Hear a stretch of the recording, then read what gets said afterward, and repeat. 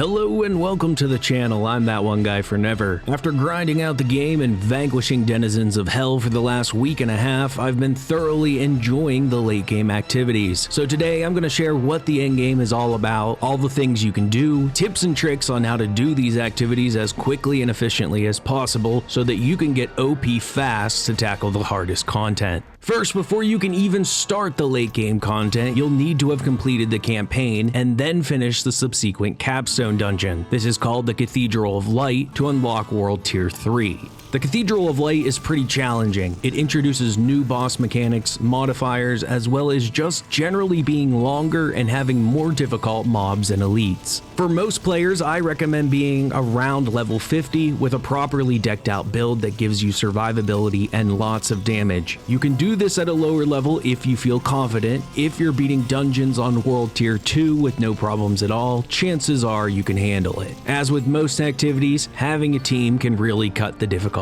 down. With World Tier 3 unlocked, you now have access to a wide variety of late game activities. Your Paragon Board and glyphs, well technically you get that at level 50, the ability to max out your Renown, Tree of Whisper bounties, Nightmare Dungeons, Helltide Events, World Bosses, PvP's Field of Hatred, Capstone Dungeons, and seasonal content, though that last one, seasonal content, won't be released until sometime mid to late July 2023, and will refresh with a new season every quarter. The first thing you'll likely gain access to is the Paragon Board. Once you hit level 50, you'll no longer gain skill points when you level up, but will instead receive a Paragon point. Actually, let's back up.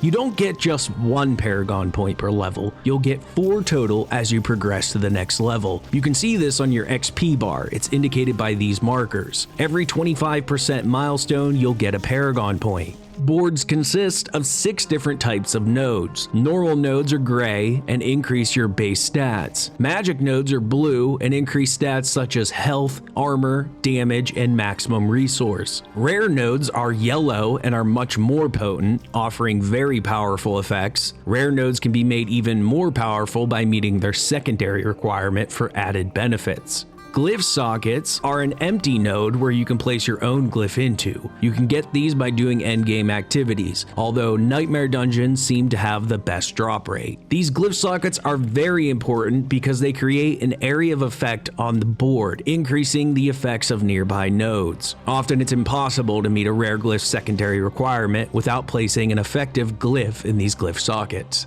It's really important to try to hit as many of the secondary effects as you can if you can do so efficiently. The 5th type of node is called a board attachment gate. Once you reach this node, you can choose another board to attach, rotating it as you see fit for maximum efficiency. Which leads us to our final node, the legendary, which is orange. You'll only see these after your initial board. There's 1 legendary node per board. These offer very powerful passives that define a playstyle. In total, you can get 225 Paragon points, 1 from reaching level 50, 200 total from leveling to level 100, and 24 from completing Renown in all the different territories. Knowing that, these are my main tips. Focus only on the stats that matter for your build. If you're a druid, strength isn't going to do you much good, but willpower is your bread and butter for increased skill and overpower damage. On the other hand, barbarians use strength to get more skill damage, so stick to your core stats, although you might have to pick up a rogue secondary stat node here or there to get to your destination more efficiently. Legendary nodes are going to be your main determining factor for selecting a given board. The rare nodes are still really important and deserve due consideration though. When considering what board to go with next, you should prioritize the board that is going to give your build the most benefit through the combination of legendary and rare nodes. Compare that board to all the other boards you like and create a priority list. Your build will just fall into place from there. Make sure to take advantage of rotating a board. You don't have to stick with this initial orientation. Spinning it 90 degrees to the right might mean the difference of saving 5 nodes. And last, plan your boards out in advance. Using all the information I just gave you, you really should be planning this out. It might seem unnecessary, but 4 or 5 wasted nodes can be the difference between reaching another rare or legendary node, or meeting the secondary requirements for a rare node or not. Immediately upon completing the campaign, you will receive a quest to revisit the Tree of Whispers. In exchange for completing bounties, you will receive Grim Favors. For every 10 Grim Favors, you can select a loot chest for high tier gear, which usually includes at least one Nightmare Sigil to run Nightmare Dungeons. The Tree of Whisper bounties are a really great way to get better gear to get you started when you first increase your world tier level, but it's not a bad option even later on if you're looking for a specific type of gear drop. In general, these bounties are meant to be pretty easy. They vary, but can be broken down into 3 categories: 1 Grim Favor events, 3 Grim Favor events, and 5 Grim Favor events. The single Grim Favor events are pretty simple and can be completed quickly. These include quests like kill a particular elite enemy, clear a cellar, finish a public event, and others. 3 Grim Favor events are slightly harder and more time consuming, such as collect X number of resources and returning it to a specified vessel. The 5 Grim Favor events are the ones you really want to go after. These are awarded for completing a specified dungeon by hunting down and defeating a boss NPC who owes the tree. Once you have 10, return to the tree and select from one of 3 loot caches. These caches are item specific and the list is randomized. You only have 3 options at a time. They could be any combination of these 3 gear types: helms, chest, gauntlets, greaves, boots, weapons, or jewelry. Upon entering World Tier 3, you gain access to the final 2 tiers of Renown. Tier 4, the first of these 2, rewards you with a nice chunk of XP and increases your max obol count by 80. That 4th tier really isn't that great, but the final 5th tier is what you really want, granting you 4 Paragon points, as well as a hefty chunk of XP and gold. Truthfully, farming Renown this far into the game really is a slog, and it doesn't help how many activities you have to grind out to max it out. But unfortunately, it's worth it. There are 5 total zones, meaning you can get a total of 24 extra Paragon points by completing these activities. Those 20 points are something you just can't ignore if your goal is to get to Tier 4. We're talking about a major bump up in strength. So how can you minimize your time in this tedious activity? Let's break it down. Different activities reward different amounts of renown. From greatest to least, strongholds for 100, side dungeons for 30, waypoints for 20, altars of Lilith for 10, and areas discovered for 5. This is how I personally would tackle things. Work on finding your waypoints first, that way you have a means to easily teleport across the zone. Then, seek out all the altars of Lilith while simultaneously filling out the map to rack up areas discovered. For all the altar locations, check out this link down in the description below. This interactive map has everything you'd ever want to find on it. Simply click deselect all to declutter the map, then click altar of Lilith for every location to be shown. Use this resource for anything else you're looking for as well, guys. Next, tackle all the strongholds for a large chunk of renown. Oftentimes, these strongholds are hiding side dungeons as well. After that, it's up to you whether you prefer to do side quests or side dungeons. If you plan to run multiple characters, it can be beneficial to do the side dungeons simultaneously to unlock their aspects while gaining renown. Always keep an eye out for Tree of Whisper bounties as well. If there's ever a bounty on a dungeon you've never completed, you're gonna kill 2 birds with 1 stone by prioritizing them. Helltide Events are definitely one of the coolest new additions, offering bundles and bundles of high-tier loot. Essentially, the armies of hell spill out en masse, corrupting different territories of the map for a period of time. Here's how it works. Every 2 hours and 15 minutes, there will be a new Helltide event that lasts for 1 hour. This can occur in any one of the 5 zones. This is indicated by the Hellfire red color of the map in that area. Your objective in these events are to collect aberrant cinders by defeating enemies. Keep in mind these enemies are stronger than normal and can catch you by surprise if you come unprepared. There are public events during these Helltides, which are a great way to rack up aberrant cinders. Periodically, the armies of hell will rain down bombardment, which inflict massive damage. Be sure to avoid those. After which, Helltide spawns or Helltide commanders will occasionally spawn. These bosses are very powerful and can even be over-leveled, so be sure to check their level before diving in because they can sometimes be as much as 20 or 30 levels higher than you.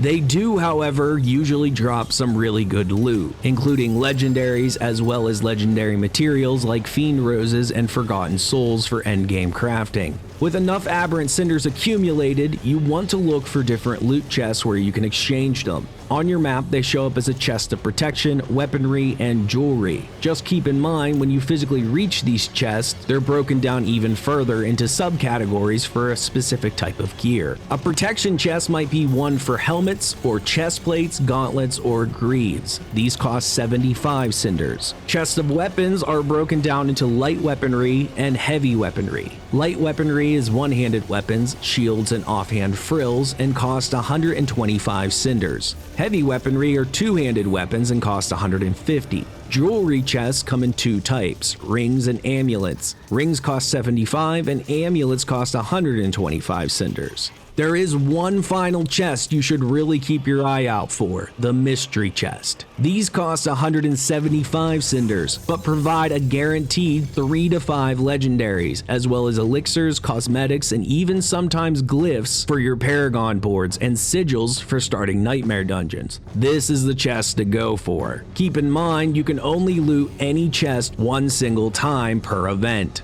Back to the mystery chest. Thanks to some eager fans, there's a very easy way to track Helltide events and where those mystery chests are located. This site tells you exactly when they're going to happen and where all the loot chests are. Now, the mystery chest has some specific rules. Only one will spawn per territory. This is indicated by the white outline indicating a given territory. As I mentioned earlier, the Helltide event can occur in any of the 5 zones. If the Helltide occurs in Fractured Peaks, Hawazar, Skulgan, or Dry Steppes, there will be 2 mystery chests. Again, one in each territory. There are 2 possible spawn locations in each of those territories. By using this website, users will vote indicating what spawn location it's at, making it very easy to find. The exception is Kyrgyzstan. This area has 3 mystery chests, with a total of 6 possible spawn locations. If you get lucky enough to have a Helltide in Kyrgyzstan that starts a quarter after, that is the best possible Helltide event, as you have the potential to loot the mystery chest 6 total times. There's one more rule to these mystery chests you should know. Their location changes on the hour. So if you have an event that starts at 5:15, the chest location will change at exactly 6 p.m. This means that with a good team and quick farming, you can potentially loot each territory's chest twice. That's 4 total times for most zones and 6 total times for Kyrgyzstan.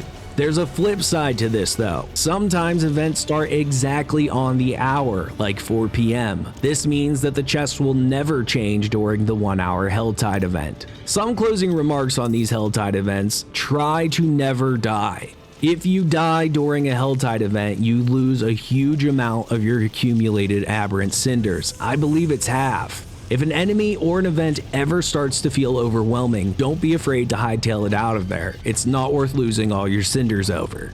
Keep an eye out for Fiend Roses. These rare resources only spawn during Helltide events and are used to re-roll one aspect on your gear at the Occultist. If you feel confident with your character or you have a team, I highly recommend doing as many public events as you can. Not only are the rewards good, but the enemy density is fantastic, letting you rack up your cinder count quickly. Don't be afraid to teleport to a nearby town to heal up. The healing vendor is free and can be spammed as many times as you want throughout the event. After all, it's only a portal away to get to and from. Last thing, when the event is over, you'll lose all of your aberrant cinders, so no, you can't save them for the next event. Nightmare dungeons are a harder version of the normal ones, though there are a few dungeons exclusive to Nightmare mode. The main draw to these Nightmare dungeons is that upon completing them, you can add XP to your Paragon glyphs, leveling them up and making them more potent. Your Paragon glyphs have a total of 21 levels, greatly increasing in power at level 15 by expanding the radius in which they increase potency of nearby glyphs. It's going to take a lot of dungeons to get them maxed out though. It takes a total of 3002 XP, which is the equivalent of running 75 tier 20 dungeons. Here on screen is a breakdown of how much glyph XP you can get at each Nightmare dungeon. In general, it's a best practice to do dungeons at a tier where enemies outlevel you by 3 levels. This is to maximize your normal XP gain. Obviously, if you can handle higher levels without sacrificing clear time, feel free to do so. To start these dungeons, you will first have to obtain a Nightmare Sigil. These can drop during any World Tier 3 or 4 activity, but there's a couple best methods I'd recommend. Firstly, I'd grind out some Tree of Whisper bounties, as these are guaranteed to reward at least 1 Nightmare Sigil. Once you start running Nightmare Dungeons, the second method is simply to continue doing those Nightmare Dungeons. You'll often pick up 1 to 4 sigils per run. With a sigil in hand, you can read through it for all the details you'll need to know. Listed is the Nightmare Dungeon level. This level indicates not only the difficulty, but what level the enemies will be. What happens is that 54 levels are added to the tier level of the Nightmare Dungeon. So if you run a tier 10 dungeon, enemies will be level 64. You need to be careful when picking your tier levels, as enemies can greatly outlevel you if you're not careful. The other important thing to pay attention to on the sigil is dungeon affixes. Every dungeon will have 1 positive as well as a number of negative ones specific to the tier level. From tier 1 through 10, you're going to have 2 negative affixes. From 11 to 20, there are 3 negative. And from 21 to 100, there are 4 negative affixes. For a full breakdown on all the positive and negative affixes, check my link in the description below. In general though, these can wildly vary from mildly annoying to downright intense. As an example, a very mild negative would be enemies dealing an extra 15% of their damage as cold damage. On the other hand, a crazy one would be something like spawning double bosses or teleporting elites. The higher and higher you go up this Nightmare Dungeon ladder, the crazier things can get. It's going to take some trial and error on your part, but eventually you'll get a feel for what negative affixes are simply too severe for you to be worth running that dungeon. In these situations, all's not lost. Once you've completed 10 Nightmare Dungeons, you'll get a quest from the Occultist, granting you the ability to craft Nightmare Sigils on your own. What you can do is break down sigils you deem too difficult or ones you don't intend to run in exchange for sigil powder. Oh, there is one more aspect I did miss. These dungeons limit you on how many revives you're given before you fail. Tiers 1 through 20 allow 12 revives, while tiers 21 through 100 only allow 4. A nice workaround for this, however, is being revived by a teammate, as this does not count against that limit. So I really recommend doing these activities with friends or joining a clan for multiple benefits. You'll be able to run them faster and more efficiently, you'll be able to handle higher levels for more XP, and you have to worry less about the revive penalty. In its current form, world bosses are a little frustrating. That said, their unique loot, Scattered Prisms, are certainly worth the effort. Scattered Prisms only drop from world bosses and are used to add gem sockets to your gear, so yeah, they're pretty important. The reason world bosses are so frustrating is that their arrival is not well broadcasted. 30 minutes before they spawn, players are given a notification. However, if you happen to be in your menu, teleporting, or really doing anything besides walking around the map, you're going to completely miss this notification, and no, a second reminder notification is never given. Blizzard has said they're working on this, however. At this time, my preferred method to track these bosses is to use this website. These guys have it almost down to an exact science. The reason why it's not exact just yet is that these spawns aren't consistent. A world boss has a chance of spawning every 6 to 8 hours, and from what we can tell, they follow a 3-2-3-2 pattern, meaning the same boss will spawn 3 times in a row, then rotate to another boss who will spawn 2 times in a row, then the third boss 3 times in a row, and another 2 times in a row, before rotating out the pattern again. There's currently 3 different world bosses: Ashava the Pestilent, Avarice the Gold Cursed, and Wandering Death. You have 15 minutes to defeat the boss, and it's my understanding up to 12 players can join the fray. As long as you don't have a bunch of underleveled players, these generally aren't that difficult. Just avoid getting hit because you can be 1 or 2 shotted pretty easily. The rewards for completing these are a high chance for legendaries and even unique legendaries, legendary materials, as well as scattered prisms. Now keep in mind the legendary cache that drops these scattered prisms. You can only obtain once per world boss per week. Blizzard has commented that this reset is officially on Tuesday, which can be tracked by checking your Tree of Whisper bounty. They are aware that some users are experiencing a bug where they're not getting the reset. They're working on it. They urge players to double check their inventory to make sure they don't have an unopened cache on them, as this will prevent them from getting another. Now, something very interesting can happen during Helltide. It's fairly rare, but sometimes world bosses can coincide with these Helltide events. These bosses are much higher level, significantly harder, and drop a higher level legendary cache, which is gated behind a level requirement.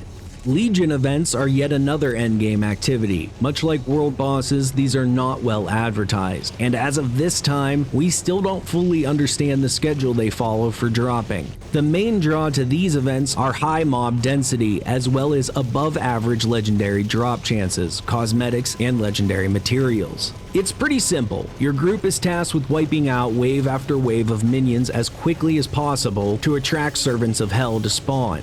These Servants of Hell serve as bosses, and it's possible to summon and defeat a total of 3. For each Servant of Hell defeated, you'll be rewarded with 1 Radiant chest, meaning 3 total possible. Due to the difficulty of coordinating with all the players joining these events, it is difficult to get the max rewards. The most efficient way of going about this is splitting your group up to cover all the directions of the event. That way you can destroy waves as quickly and efficiently as possible rather than having the whole group running from wave to wave. The other major thing is having enough players that can deal massive single target damage to take out the Servants of Hell as quickly as possible. Rogues, necromancers, and even sorcerers are generally really good at this. The faster you can wipe out a Servant of Hell, the faster you can get another one to spawn. But as I mentioned, it's really difficult to coordinate this with random strangers, which is why I personally don't do many Legion events. I do hope this improves though as more players understand the required strategy. I'll be honest, I'm not much of a PvP guy. However, Diablo 4 does offer this mechanic. Fields of Hatred are located down here in these 2 areas of Kyrgyzstan. Although unnecessary, you can start this quest by talking to this NPC here and he'll explain the mechanics to you. Your goal in the Field of Hatred is to farm Seeds of Hatred by killing mobs, bosses, completing public events, and looting chests. If you die or leave the area with the seeds, you lose them. Instead, you need to take them to an altar of extraction to exchange for red dust, which permanently stays on your character as a PvP currency. There's 3 of these altars in different corners of the area. Activating an altar will start a ritual during which you will become marked for blood, meaning players are alerted to your location and are able to engage you in PvP to kill you. If you're killed, you drop all of your seeds. However, the reverse is true. If you kill players, you get all of their seeds. You can activate PvP manually as well as by opening your radial menu. Clicking here will manually mark you for blood, meaning other players can kill you. However, you can still only kill other players if they themselves are also marked for blood. If you begin to rack up body counts, you will eventually become a vessel of hatred marked by Mephisto. This alerts every player in a very large area of your position, and a hefty bounty is placed on your head. Your goal is to survive. This is a high-risk, high-reward sort of situation. It's very easy to be taken out. However, if you can survive, it's a very quick way to gain lots of rewards. Just be sure to convert them to red dust before you leave. With the red dust in hand, you can visit unique vendors in these 2 towns. You can buy curse scrolls, which cause unique effects in PvP zones. You can buy horse cosmetics, and you can visit the unsavourily oddity shop, which is simply an alternate version of the obol vendor for random gear. PvP is not mandatory. At this time, there is no rewards for it that will hold you back from getting more powerful. So engage in it if you want, otherwise skip it if you're not into it. If you do choose to engage, I strongly recommend having a party of 4 and being as high level as you can, ideally 100, as there is no level cap in these zones. Most of you should be aware of what a Capstone Dungeon is at this point, as I did mention them at the beginning of this video. You'll need to have completed the Cathedral of Light dungeon to start World Tier 3. However, there is yet another Capstone Dungeon, the Fallen Temple, that you'll need to complete to unlock World Tier 4, which is the true endgame of this game. This dungeon is considerably harder than the last Capstone Dungeon. It's level 70 and features Elias as the final boss. It's highly recommended to be level 67 or higher before engaging, although there's nothing stopping you from starting it at any point once you're in World Tier 3. To properly prepare for this dungeon, you'll want to engage in the other endgame activities I've detailed, farming legendaries and uniques to make yourself as powerful and tanky as possible. Bringing teammates is always a good idea. Diablo 4 will have a battle pass that you can only gain access to after completing the campaign. This battle pass is called seasons that occur every quarter, meaning there's going to be 4 per year. Every season is built around a theme. That theme determines what kind of new quests there are going to be, what the story is, and the cosmetics. This is going to be side stories, not the main game. Expansions will continue the main storyline, but seasonal content will not. Additionally, new mechanics will be introduced during a season, as well as character rebalances and additions of new aspects to fill your Codex of Power. This translates to build metas changing in each season, so some OP builds won't be quite as OP.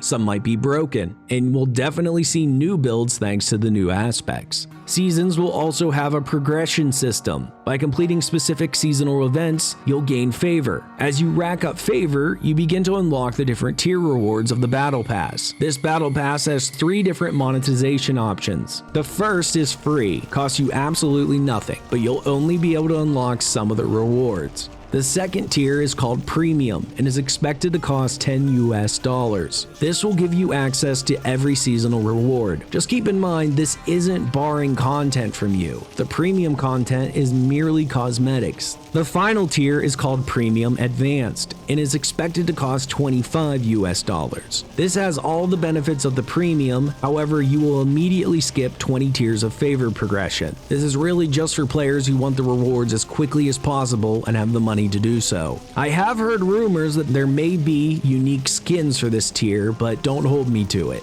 Back to the favor, as you unlock different levels, you'll gain rewards. One of these rewards is Smoldering Ashes, which is seasonal currency. Now, this is not locked behind any money gate. All of this is available under the free battle pass. With Smoldering Ashes, you can buy seasonal blessings to help all your characters. In total, there's going to be 90 tiers of favor, with you unlocking 2 full armor sets for each character. Some other things that Blizzard discussed was creating more endgame challenges to test yourself against. Right now, we have level 100 Uber Lilith, but it sounds like they're going to add more challenges like that as sort of like a benchmark for your strength. There has been a lot of debate in the community about what progression transfers over from season to season, specifically in regards to character progression. Let's just rip the band-aid now. Producer Rod Ferguson has directly stated that you will need to create a new character for every season, and your renown is reset to rank 2. Your map, waypoint locations, altars of Lilith locations will remain, but you'll need to still reactivate those waypoints and altars, as well as redo side quests and dungeons if you wish to re-unlock the higher ranks of renown.